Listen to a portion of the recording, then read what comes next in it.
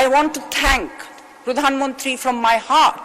1600 square mile of kacha rasta. The rastas are a very, very bad situation. This is due to the durnitis that we have seen in from the previous regime. বলবো thank you. আমি first time আপনার বাড়তি সময় শেষ হয়েছে, আগামী বছরের জন্য প্র্যাকটিস করতে থাকেন। এক মিনিটে বলা হবে না, আমার অনেক কিছু আছে। আচ্ছা আপনার 2 মিনিট তো আচ্ছা বলেন, আরো 41 সেকেন্ড। বাংলাদেশে কওমি শিক্ষার মতন একটি ঐতিহ্যবাহী ধারা নিয়ে বাজেটে কোনো নির্দেশনা নাই। মাননীয় স্পিকার, এই যে বিভিন্ন ধরনের বিভিন্ন ডিসিপ্লিন আছে আমাদের দেশে, সেগুলোর ব্যাপারে সুনির্দিষ্ট নির্দেশনা দরকার বা পলিসি দরকার। আমাদের যদি এখানে আমরা বলি যে আলিয়া মাদ্রাসাকে বলি যে আপনারা মান উন্নয়ন করেন, আমরা আপনাদেরকে এমপিওভুক্ত শিক্ষা প্রতিষ্ঠানগুলোর সমান পয়সা দিব। পরশুদিন একজন রাষ্ট্রদূত পাশের দেশ থেকে এসে তিনি বললেন 2 দেশ এক হয়ে যাক, 140 আর 20 কোটি মিলাই 160 কোটি হয়ে যাক। আমি এটার ব্যাখ্যা জানতে চেয়েছি, সাথে সাথে রিয়াক্টেড। আমার ফরেন অ্যাফেয়ার্স অ্যাডভাইজারকে ওই দূতাবাস থেকে লেখা হয়েছে যে তিনি কেন ওই অহেতুক বিতর্কের জন্ম দিচ্ছেন। আমি বললাম তুমি আবার উত্তর দেও, রিপ্লাই করো যে তোমাদের অবস্থান স্পষ্ট করো, এটা অহেতুক নয়, এটা অপরিহার্য, এটা জানতে হবে আমাদের। সরকারি দলের একজন নেতা অবশ্যই একটা কথা বলেছেন, তথ্যমন্ত্রী, আমি তাকে সাধুবাদ জানাই। দেশ আমাদের সবার, আমাদের সবার, আর দায়িত্বটা সরকারি দলের বেশি। তাদের অবস্থান তাদেরকে স্পষ্ট করতে হবে, বাকিদের অবস্থানও বাকিদের স্পষ্ট করা উচিত। দেশের স্বাধীনতা সার্বভৌমত্বের ব্যাপারে কোনো ছাড় নেই। একটু কম খাবো, কম করবো, অসুবিধা নেই, কিন্তু আমার দেশের জমিদারি কাউকে দেব না, এটা দেওয়ার কোনো প্রশ্নই ওঠে না। এই জায়গাটায় আমরা ঐক্যবদ্ধ জাতি হিসেবে, এখানে কোনো বিভক্তি দেখতে চাই না। কে সরকারি দল আর কে বিরোধী দল এটাও শুনতে চাই না। জাতির স্বাধীনতা সার্বভৌমত্বের প্রশ্নে কোনো আপোষ নেই। এখানে আমাদেরকে অবশ্যই আপোষহীন মনোভাব পোষণ করতে হবে। কোনো কাওয়ার্ড জাতি দুনিয়া কখনো মাথা উঁচু করে দাঁড়াতে পারে না। বীরের জাতি কিন্তু বীরত্বের সাথে বেঁচে থাকবে। ইনশাআল্লাহ বাংলাদেশ বেঁচে থাকবে বীরত্বের সাথে। বৃষ্টিতে এই ক্যামেরা যতই ভিজুক, জ্বর সর্দি কিচ্ছু হয় না, কিন্তু নিজের নিরাপত্তা নিয়ে ছিনিমিনি খেলা বন্ধ করুন। বাসাবাড়ি কিংবা দোকানের নিরাপত্তার জন্য আজই সংগ্রহ করুন ব্রিল টেকনোলজির এই ডুয়েল লেন্স আউটডোর ক্যামেরা। পৃথিবীর যে কোনো স্থান থেকে মোবাইলেই সবকিছু লাইভ দেখুন। বিস্তারিত জানতে স্ক্রিনে দেওয়া হোয়াটসঅ্যাপ নাম্বার যোগাযোগ করুন। কিন্তু বুঝলাম না তো কারা আপনারা, আমরা এদিকে দেখলে কি আছে এটা বুঝবো না, এটা ঠিক না। আরে ভাই, এই বুড়ো বয়সে আপনার তাকে দেখার এত শখ জেগে গিয়েছে। শোনা যাচ্ছে তিনি ছিলেন একজন বাম রাজনীতিবিদ, বাম সেকুলার থেকে এখন দল পরিবর্তন করেছে। পার্লামেন্টের বাইরে আরেকটা বক্তব্যের ভিডিওতে দেখা গিয়েছে তিনি বলতেছেন যে ইসলামের ইতিহাসের সাবজেক্টটা নাকি চিড়িয়াখানায় রাখা দরকার। নাউজুবিল্লাহ। যার দাড়ি সাদা, টুপি সাদা, পাঞ্জাবি সাদা, মনে হয় যেন একজন বুজুর্গ, কিন্তু তিনি তার বক্তব্যে যেভাবে আরেকজন নারী সদস্যের শরীয়তের এই পোশাক নিয়ে, হেজাব আর পর্দা নিয়ে এমন ভাবে কটাক্ষ করেছেন, পুরো পার্লামেন্টের সদস্যরা ক্ষোভে ফেটে শুধু অসন্তুষ্ট হন নাই, স্পিকার বাধ্য হয়ে তার এই বক্তব্যকে পাঞ্চ করেছেন। তার এই বক্তব্যকে তিনি অবাঞ্ছিত ঘোষণা করেছেন। যেই হেজাব পর্দার বিধান দিয়েছেন স্বয়ং রাসূল সাল্লাল্লাহু আলাইহি ওয়াসাল্লামের সুন্নাহ এবং আদর্শ, একজন মুসলমান দাড়ি টুপি নিয়ে এত বাজে মন্তব্য কিভাবে করতে পারে আমার মাথায় আসে না। উনি টিটকারি করেছেন, যিনি বক্তব্য দিল তাকে তো চিনলাম না, তিনি কে, তাকে দেখা যায় না। আরে ভাই, এই বুড়ো বয়সে আপনার তাকে দেখার এত শখ জেগে গিয়েছে। নীল নদের পানি যেমন নীল নয়, ঠিক দাঁড়িয়ে টুপি আর পাঞ্জাবি থাকলেই সেটি ইসলামের পক্ষে থাকবে, সেটা তেমন নয়। কেননা আল্লাহ তাআলা সূরা বাকারার মধ্যে এদের মুখোশ উন্মোচন করে আয়াত 1500 বছর আগে নাজিল করেছেন। পার্লামেন্টের বাইরে আরেকটা বক্তব্যের ভিডিওতে দেখা গিয়েছে তিনি বলতেছেন যে ইসলামের ইতিহাসের সাবজেক্টটা নাকি চিড়িয়াখানায় রাখা দরকার। নাউজুবিল্লাহ। ইসলামের ইতিহাস এই সাবজেক্টটা নিয়ে তিনি বলছেন এদেরকে একটা চিড়িয়াখানায় রাখো, এদের জন্য একটা চিড়িয়াখানা দরকার। দেখেন কতটা তুচ্ছ তাচ্ছিল্য। শোনা যাচ্ছে তিনি ছিলেন একজন বাম রাজনীতিবিদ, বাম সেকুলার থেকে এখন দল পরিবর্তন করেছে। তার ভিতরে কতটা ইসলামের প্রতি ঘৃণা আর বিদ্বেষ। আল্লাহ তাআলা এদের সম্পর্কে সূরা বাকারার 1 নম্বর পারা 2 নম্বর পৃষ্ঠায় কি বলেছেন জানেন? ওয়া ইযা লাকুল্লাযীনা আমানু ক্বালু আমান্না। এরা যখন ঈমানদারদের সঙ্গে যায় তারা বলে আমরা ঈমান এনেছি। ওয়া ইযা খালাউ ইলা শায়াতিনহিম, যখন শয়তানদের সঙ্গে মিলিত হয় ক্বালু ইন্না মাআকুম, আমরা তোমাদের সাথে আছি। মানে একই ব্যক্তি, 2 রকমের আচরণ। এরা মোমেনদেরকে ধোঁকা দিতে চায়। এটা হলো নিফাকি, মুনাফিকি। আপনি দেখাচ্ছেন যে বড় টুপি দাড়ি, আবার একদিকে আপনি ইসলামের পর্দা নিয়ে কটাক্ষ করছেন, ইসলামের ইতিহাস সাবজেক্ট নিয়ে কটাক্ষ করছেন। মানে আপনার উপরে একটা ভিতরে আরেকটা। এই ধরনের নিফাকি হলো ইসলামের সব সবচাইতে বড় ক্ষতি। আজকে পার্লামেন্ট মেম্বাররা তাকে শুধু বলেছে যে পার্লামেন্টের সমস্ত রীতিনীতিকে তিনি ছাপিয়ে চলে গেছেন। আর আমি যদি থাকতাম সেই জায়গায় বলতাম যে উনাকে ইনস্ট্যান্ট একজন মানুষের স্বাধীনতা, ইসলামকে কটাক্ষ করা, মানুষের পোশাক নিয়ে তাকে এইভাবে হ্যায় প্রতিপূর্ণ করা, আরেকজন পার্লামেন্ট মেম্বারকে নিয়ে তাকে ইনস্ট্যান্ট বহিষ্কারের দাবি জানাতাম। আল্লাহ তাআলা হয়তো বয়স হয়েছে, ইমান কবে আসবে জানি না, আল্লাহ উনাকে সহ আমাদের সবাইকে হিদায়াত দান করুক এবং উনাকে প্রকাশ্য তওবা করতে হবে। উনার বক্তব্য শুধু পাঞ্চ করলে হবে না, উনাকে নিজে পার্লামেন্টে দাঁড়িয়ে, যে এই পার্লামেন্ট জনগণের টাকায় চলে, সেখানে প্রতি মিনিটে কোটি কোটি টাকা খরচ হয়, সেখানে ইসলামকে কটাক্ষ করে, ইসলামকে অবাঞ্ছিত করে কথা বলার জন্য আমাদের দেশের পার্লামেন্ট নয়, তাকে প্রকাশ্যে মাফ চাইতে হবে। এটাই আমার আলেম ওলামাদের পক্ষ থেকে দাবি। তুমি কি ভিতরে ব্রা পরাছো, এটা কি বলা উচিত? তখন আমাদের বলে তোমরা জামা কাপড় খুলে ফ্রি হও, আমাদের জড়ে ধরে ব্যাটাস করে। একটা মেয়ে বলেছে তোমার তো কিছুই হয়নি, তুমি তো হিজড়া। আমাদের নবগ্রাম সরকারি প্রাথমিক বিদ্যালয়ের সমীন্দ্রনাথ রাহেল স্যার আমাদের ব্যাটাস করে, ও আমাদের যখন একা পায় তখন অফিস সময় ডেকে নিয়ে যায়। হচ্ছে 3 ক্লাসের একজন মেয়েকে বলছে তুমি কি ভিতরে ব্রা পরাছো, এটা কি বলা উচিত? আপনারাই বলুন। আর কি করে? আর হচ্ছে যখন আমরা একা থাকি তখন স্যারের ডাকে নিয়ে যায়। আমরা যখন বলে হচ্ছে আমাদের ক্লাস শুরু হয়েছে তখন আমাদের বলে যে তোমরা যেন মা বাবাকে কিছু বলবে না, এরকম করে আটকিয়ে দেয় আমাদের। আবার 3 ক্লাসের মেয়েকে বলছে তুই কি পড়াইস, ব্রা পড়াইছিস নিচে, আবার টাকা বলে তুই কয় টাকা আনছিস বলে পকেটে হাত দেয়, এভাবে বলে। আর যখন একা পাই তখন অফিস আমাদেরকে রাখে। অফিসে ডেকে কি করে? যখন আমার অফিসে রাখে তখন আমরা বলি স্যার আমাদের ক্লাস আছে, এখানে আমরা চলে আসি। আবার আমাদের প্রাইভেট যখন আমরা পড়ি স্যারের কাছে তখন আমাদের বলে তোমরা জামা কাপড় খুলে ফ্রি হও, আমি তো তোমার বন্ধু, এভাবে বলে। একটা মেয়ে বলেছে তোমার তো কিছুই হয়নি, তুমি তো হিজড়া। আবার পকেটে হাত দিয়ে ইয়া করে, পকেটে হাত দিয়ে বলে যে টাকা আনছ, ইয়া করে দেখে। আবার হচ্ছে একটা মেয়ে ছাদে নিয়ে যে ইয়া করেছে। তোমাদের সাথে কি করে? আমাদের জড়ে ধরে ব্যাটাস করে।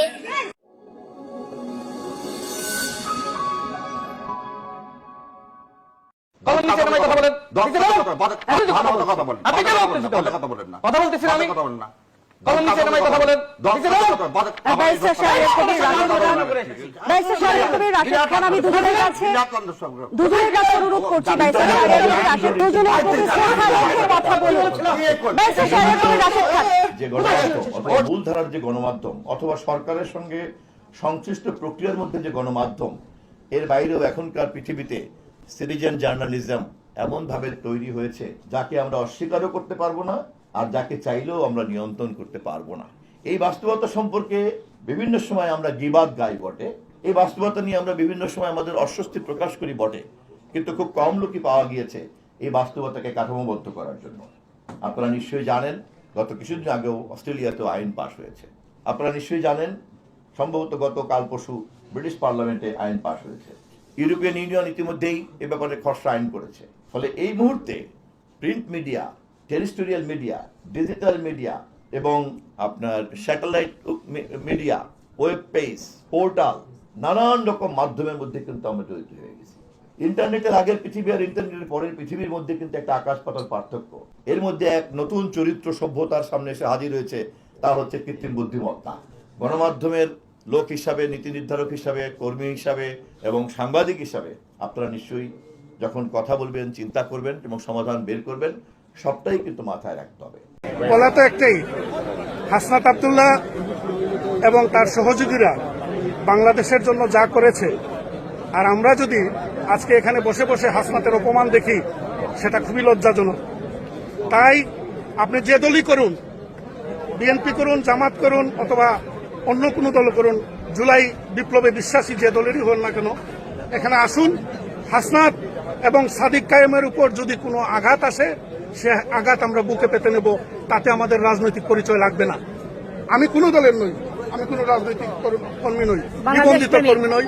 আমি জুলাই বিশ্বাস করি, আমি মনে করি এই জুলাই বাংলাদেশে অপরিহার্য ছিল, তাই আমি এখানে এসেছি। আপনারা যদি কেউ আমাকে চেনেন, অবশ্যই আমার রাজনৈতিক পরিচয় নেই, আপনারা জানেন যদি চিনেন, কিন্তু আমি কেন এসেছি।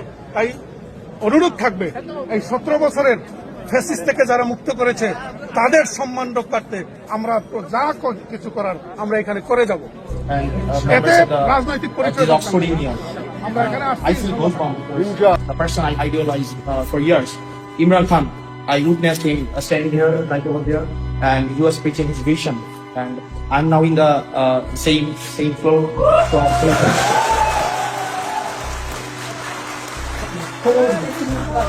My father is a Rajput. This is my question. He doesn't know what Rajput means in Bangla. In English, it's construction. আমরাও বাংলাদেশি মানুষ বোকা হইলাম। হাসনাত আব্দুল্লাহ সাদিক কায়েম তারাও চালাক হইল। লন্ডনে অক্সফোর্ড ইউনিভার্সিটির আমন্ত্রণে লন্ডনে গিয়েছেন এই দুজন কুখ্যাত খেতা।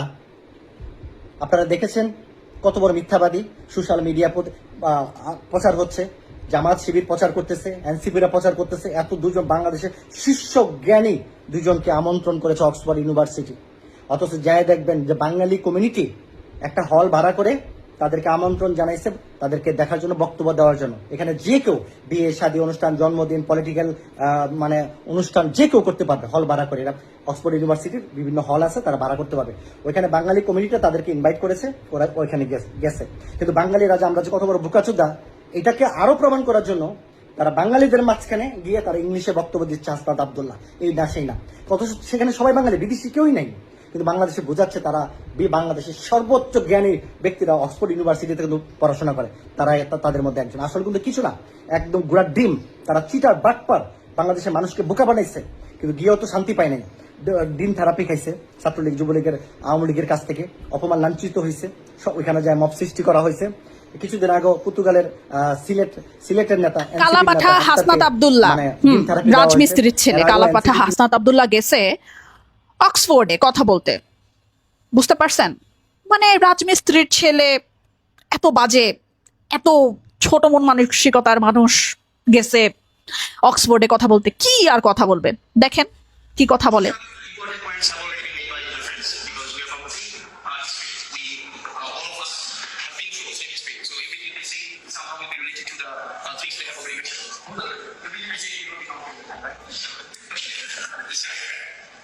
Mr. Speaker and members of the Oxford Union, I feel those because the person I idolized for years, Imran Khan, I witnessed him.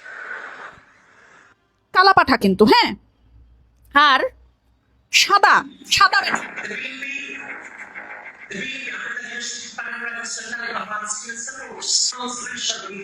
সাদা বেটা, দা বিএনপির আগে দা বিএনপি, তারেক রহমান। আচ্ছা, আপনারা যাকে কালাপাঠা, রাজমিস্ত্রির ছেলে, খুব বাজে বলে একদম জামাতি ইসলামী, শিবির এগুলা ট্যাগ মারেন, হ্যাঁ, সেই ছেলেটা না একটা একটা খেজুরের হিসাব পর্যন্ত দেয়। একটা একটা ছোট ছোট খেজুরের হিসাব, তার দেবীর দ্বারে কয় টাকা করে গেছে, কয় টাকা করে সে খরচ করছে, কেমনে কি করছে, সমস্ত কিছুর হিসাব সে দেয়। আর সাদা ছেলে, একদম দেখতে সুপুরুষ, সে বিএনপির আগে দা বিএনপি লাগায়, কবিতা বলে। সে কি বলে আসলে সে নিজেই জানে না। আসলে দুইজনের মধ্যে কোনো পার্থক্য এখানে করতেছি না। দুইজনের মধ্যে আমি কোনো এটা বলার চেষ্টা করতেছি না এ ভালো এ খারাপ, কিন্তু আপনাদের আমি এটা বলার চেষ্টা করতেছি, দেখেন হাসনাত আব্দুল্লাহ এমন একটা মানুষ, যে মানুষটা হচ্ছে প্রত্যেকটা দলের, না বিএনপির না জামাত ইসলামের, বুঝতে পারছেন? হাসনাত আব্দুল্লাহ হইতেছে আমাদের সবার একটা নেতা। যখন একটা নেতা হয়ে উঠে তখন আমাদের সবার জন্য সে কাজ করে, তখন আমাদের সবার জন্য সে ভাবে, সে চিন্তা করে, তার মন দিয়ে চিন্তা করে, প্রাণ দিয়ে চিন্তা করে, সমস্ত কিছু দিয়ে ভাবে। এবং হাসনাত আব্দুল্লাহ সেটাই করে। সে দেবিদ্বার নিয়ে ভাবে, সে ভাবে তার দায়িত্ব কতটুকু সে পালন করতে পারলো। তাকে আজকে অক্সফোর্ডের মতন জায়গায়, অক্সফোর্ড ইউনিয়নের মতন জায়গায়, এমন একটি জায়গায় হাসনাত আব্দুল্লাহ গিয়ে আমাদের বাংলাদেশের মাথা উঁচু করেছে। তাদেরকে অক্সফোর্ড ইউনিয়নে আমন্ত্রণ করা হয়েছে, এবং কিছু কিছু মানুষজন তো আবার লন্ডনের বিক্ষোভ মিছিল চালাচ্ছে যে কেন আসছে, তাদেরকে আমরা ধরে নিব। যাই হোক, তাদের কথা বাদই দিলাম। দেখেন, রাজমিস্ত্রির ছেলে হোক আর কালাপাঠা হোক, সে কিন্তু বাংলাদেশের ব্ল্যাক ডায়মন্ড। মানুষের চেহারা দিয়ে মানুষকে মাপতে যাবেন না, মানুষের সৌন্দর্য দিয়ে মানুষকে মাপতে যাবেন না। মানুষের কাজই মানুষকে বড় করে তোলে। কথায় বড় হওয়া উচিত, কাজে বড় হওয়া উচিত। চেহারায় অথবা বাপদাদার সম্পত্তি অথবা বাপদাদার নাম ডাকে না। বাপদাদার নাম ডাক থাকা সত্ত্বেও অনেকে কিন্তু ডুবাই ছিল, ভুলবেন না, বুঝতে পারছেন? আমি আমার জায়গা থেকে পরিবর্তন তো শুরু করতে হয়, কোনো না কোনো একটা জায়গা থেকে। আমি আপনাদেরকে কথা দিয়ে যাচ্ছি, আমি আমার জীবনে লাস্ট এইখানে আসার পথে ভিআইপি ব্যবহার করেছি, এবং এটাই শেষবার। এবং আমি এটা নিশ্চিত করতে চাই, আনটিল এন্ড আনলেস আমরা সবার জন্য ইকুয়াল সার্ভিস এনশিওর করতে পারছি, ততদিন পর্যন্ত সবার জন্য ইকুয়াল সার্ভিস, ইকুয়াল ট্রিটমেন্ট আমরা এনশিওর করতে পারছি, ততদিন পর্যন্ত এই ভিআইপি সার্ভিস আমি ব্যক্তিগতভাবে পরিহার করলাম। এটা হচ্ছে আমি ব্যক্তিগতভাবে এটা ব্যবহার করলাম। কিন্তু দুর্ভাগ্যজনক বিষয়, আমরা যখন এয়ারপোর্টে যাই সেই জায়গা থেকে হচ্ছে আমাদের দুর্গতি শুরু। এয়ারপোর্টে যাওয়ার পরপরই মনে হয় যে আমরা এই দেশের মানুষ না, আমাদের দিকে এমন ভাবে তাকানো হয়, আমাদেরকে এমন ভাবে ট্রিট করা হয়, আমরা মনে হয় যে আমরা দেশের জন্য একটা বোঝা। এটা আমাদের এক দীর্ঘ সময়ের একটা বাস্তবতা, আমাদের এটা রাষ্ট্রীয় দুর্বলতা এবং আমাদের কাঠামোগত একটা দুর্বলতা যে আমরা এখনো পর্যন্ত, আমি যখন হিথ্রো বিমানবন্দর দিয়ে আসতাম সেখানে আসলে আসার পরে সেখানে জাস্ট দুইটা গেট ছিল। একটা গেট ছিল যে এখানে তারা ইউরোপিয়ান পাসপোর্ট শুধুমাত্র হোল্ড করে তারা একটা গেট দিয়ে যাবে, আর একটা হচ্ছে নন ইউরোপিয়ান পাসপোর্ট যারা হোল্ড করে তারা একটা গেট দিয়ে যাবে। অথচ আপনি বাংলাদেশে যান, আপনি গিয়ে দেখবেন ভিআইপি, সিআইপি, এইপি, সেইপি, সাধারণ, এটা সেটা। অথচ দেখেন এই ভিআইপি মানুষদের মধ্যে বেশিরভাগ মানুষই হচ্ছে দেশ থেকে বিদেশে টাকা পাচার করে। যারা টাকা পাচার করেছে, বিদেশে বেগম পাড়া বানাইছে এবং এই যে দীর্ঘ সময় লুট করে এখন বিদেশে টাকা পাচার করে, এই লুটের টাকা গতকাল হচ্ছে দুবাই একজনকে ধরেছে। এই তাদেরকে হচ্ছে আমাদের দেশে রাষ্ট্রীয় পৃষ্ঠপোষকতায় ভিআইপি মর্যাদা দিয়ে দেখা যায় তারাই হচ্ছে কখনোই সাধারণ মানুষের দুর্ভোগটা বোঝার চেষ্টা করে না। তো সেই জায়গা থেকে আপনারা যেটা বলেছেন আমিও দেখেছি, যেমন আসলে কি কাঠামোটা এমন, আমি 2026-এর ফেব্রুয়ারির আগে এক ধরনের রাষ্ট্রীয় এক ধরনের একটা পরিচয় ছিল, তারপর একটা পরিচয় বর্তমানে আমি হোল্ড করি। এই কাঠামোটা এমন একটা কাঠামো যেখানে আপনাকে আসলে সার হইতে বাধ্য করবে। আপনি গাড়ি থেকে নামার আগে তিনজন এসে গাড়ির দরজাটা খুলবে এবং আপনি যদি কোনো ক্রমে গাড়ির দরজাটা নিজে খুলেন, আপনার অধীনস্থ যারা তারা আপনাকে এমন একটা সেন্স দিবে যে আপনি বিশাল এক অপরাধ করে ফেলছেন, এবং দুইটা বাক্য বললে অন্তত 12 বার স্যার বলবে যে স্যার স্যার জি sir sir sir sir sir sir, মানে that kind of sense you will be given যে আপনি 15 দিন না যাইতেই হচ্ছে আপনি একটা ফিল করবেন যে আপনি, মানে আমরা বলি না যে আমরা সবাই ইকুয়াল, কিন্তু ওই সময় একটু পরে মনে হবে, কিছুদিন পরে মনে হবে আমরা মোর ইকুয়াল। কারণ রাষ্ট্র তো আমাকে কিছু সুযোগ সুবিধা দেয়, আমার অধীনস্থ কিছু মানুষ থাকে, আমাদের সিস্টেমটা আসলে আমাকে ভিআইপি হইতে বাধ্য করে। এয়ারপোর্টে আসার সাথে সাথে আমার লাগেজটা, আমি আগে যখন ডোমেস্টিক ফ্লাইটে যখন যাইতাম তখন হচ্ছে আমি কখনোই I never use VIP gate or anything. আমি যখন গত এই ইংল্যান্ডে আসার পথে নামার সাথে সাথে দুইজন এসে লাগেজটা ডাইনি না, স্যার স্যার আপনার তো 2 ঘন্টা আছে, এই রুমে বসেন, এখানে কফি, এটা সেটা, এবং কোনো হ্যাসেলই বুঝি নাই।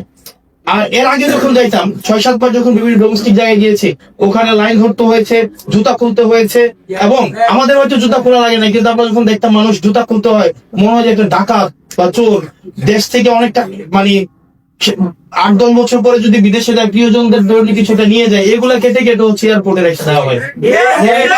একটা তৃতীয় শ্রেণীর লাইসেন্স বাতিল করছেন। কি অপরাধ? অপরাধ হলে 6টা নবজাতক যাদের বয়স 1 থেকে 3 দিন ছিল। ওকে, এইটা কতগুলো কারণ হতে পারে। Number 1 negligence, number 2 technical fault, number 3 for want of oxygen. এইসব কারণে এটা আপনি পিওর অপরাধ ধরে কেউ দিতে পারেন। আনন্দবাজার পত্রিকায় কেন সেই রিপোর্ট প্রকাশ হলো সে বিষয়ে কোনো আজ পর্যন্ত টিল ডেট দিতে পারেননি। কি অদৃশ্য শক্তির জন্য বললেন মাননীয় প্রধানমন্ত্রী সেদিন, যা আমার দেশে ফেরা আমার হাতে না, বলতে পারেননি। যখন রয়ের কাছে বলা হয়, এই কালকে বোধহয় একটা জিনিস দেখলেন, সালাউদ্দিন সাহেব সম্পর্কে বললেন যে শিলংয়ে থেকে যদি সম্পদের পরিমাণ বৃদ্ধি পায় তাহলে সবার শিলং যেয়ে থাকা উচিত। আর ওই আমাদের এই উনি হচ্ছেন প্রফেসর মানুষ শহীদুল সাহেব, উনি যে কথাটা বলছেন, ওনাকে ট্রেনিং দিয়ে নিয়ে আসা হলো রে ভাই। আপনি যে আরামায়েশে ছিলেন, একটা দেখেন তো গুম হলে এরকম আরামায়েশে থাকে কেউ? সো আপনি ভারতের বলয়ের মধ্যে থেকে আপনি যখন একটা হাইকমিশনে একটা কথা বলবে সেটার প্রতিবাদ করলেন না, আর যখন আপনার উপদেশটাকে দিল্লি থেকে ফিরিয়ে দাও, আপনি একটা জিনিস বুঝতে হবে, দিল্লি থেকে ফিরিয়ে দাও না, এটা আবার জাহিদ সাহেব নাটক করছেন কিনা আমি জানি না। আপনাকে বসায় রাখছে, যে কোনো ইমিগ্রেশনের ক্ষমতা আছে বসে রেখে প্রশ্ন জিজ্ঞাসা করার, তাকে তো এন্ট্রি দিছে, সে ঢোকেনি, তো সে ঢোকেনি। আগে থেকেই তাদেরকে আমরা এইভাবে সোচ্চার মাঠে বিপ্লবী বক্তব্য আগ্রাসনের বিরুদ্ধে না, আজকে কি আপনার শুনেন, আমাকে প্রথম কথা এক মিনিট আমাকে বলেন, আজকে যদি আমি জানতাম আপনি আসছেন, আপনি এখানে প্রশ্নটা কি ভারতের বিরুদ্ধে বলতে আসছেন না শাহরিয়ার কবিরের বিরুদ্ধে বলতে? আমি জানলাম আপনি তো শাহরিয়ার বিরুদ্ধে জানেনই না, আপনি যে এইভাবে ব্যক্তিগত আক্রমণ ছেড়ে ভারতের পক্ষে না বিপক্ষে সেটা বলেন। আপনি কথা বলেছেন না? না না, আমি তো আপনার বিরুদ্ধে একটা কথা বলিনি। আমি তো মনে হচ্ছে যে আপনি আমাকে শাহরিয়ার ভাই ছেড়া তুলতে তোলেন।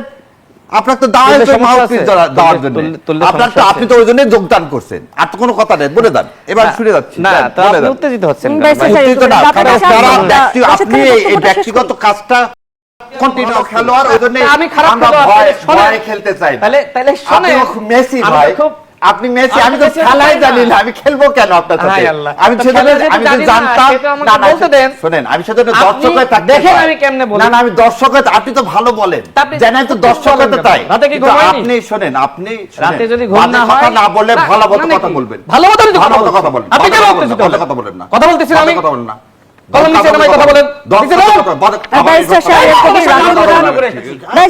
কবির রাশেদ খান, আমি দুজনের কাছে অনুরোধ করছি। ব্যারিস্টার শাহরিয়ার কবির রাশেদ খান, ব্যারিস্টার শাহরিয়ার কবির রাশেদ খান দুজনের কাছে অনুরোধ করছি, দুজনের প্রতি শ্রদ্ধা রেখে কথা বলুন।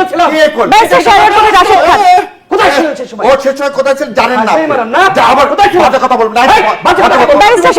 রাশেদ খান, আপনারা একটা ন্যাশনাল টিভিতে আছেন, জনগণ আপনাদের দেখছে। দুজনের প্রতি শিষ্টাচার রাখার অনুরোধ জানাচ্ছি। রাশেদ খান, ব্যারিস্টার শাহরিয়ার কবির। আমি আপনার কথা নোট করি। ব্যারিস্টার শাহরিয়ার কবির, রাশেদ খান, আমি দুজনের কাছে অনুরোধ জানাচ্ছি, অনুরোধ জানাচ্ছি আপনারা নিজেদের নির্ধারিত সময়ে কথা বলুন। আপনার কথা আমি নোট করেছি। আপনি কেন আমাকে আক্রমণের জায়গায় আমরা না যাই? আমি কি তার কথা সঙ্গে কথা বলেছিলাম? ব্যক্তিগত আক্রমণের জায়গায় আমরা না যাই, দুজনের আমি তার কথা দেখে আমরা কথা বলি। আপনাদের কাছে তো এতটুকু, আপনাদের কাছে তো এতটুকু এক্সপেকটেশন দর্শক রাখে। আমি তার কথা আমি নোট করেছি, তাই না? আপনারা যখন সরকার দেবতৈন ভাষায় এটা বলতে পারেন, ভারতের বাপের ক্ষমতা নাই বাংলাদেশে কোনো কিছু করার। আমি আবার বলছি, মার্কিন যুক্তরাষ্ট্র ছাড়া একটা পশম কিছু করার ক্ষমতা ভারতের নাই, একটা পশম। এটা আমি বারবার বলি, প্রতিদিন বলি আপনাদেরকে, কিন্তু আমরা জানি না আমাদের ভিতরে ভিতরে কি হয়। কিন্তু ডক্টর জাহিদ ভাই কি হইলো, বড় বড় মানে ভারতের বিষয়ে খুশি করার চেষ্টা করেছিলেন, ওইসে ফিরে আসেন, দালালি করতে যাবেন, বেজ্জতি হবেন। এবং এভাবেই ভারত কোন দেশপ্রেমিককে পছন্দ করে না। বাংলাদেশের ভারত তাদেরকে পছন্দ করে যারা বাংলাদেশের সাথে বেইমানি করে, যারা বাংলাদেশ বিরোধী বাংলাদেশে থাকে। স্বৈরাচারী প্রভাব থেকে ইসলামী ব্যাংক মুক্ত হলো, জনগণের ব্যাংক আবার জনগণ ফেরত পেল। বাকি থাকলো আদ-দ্বীন হসপিটাল, সেইটাও কিছুদিনের মধ্যে মুক্ত করে দিতে হবে।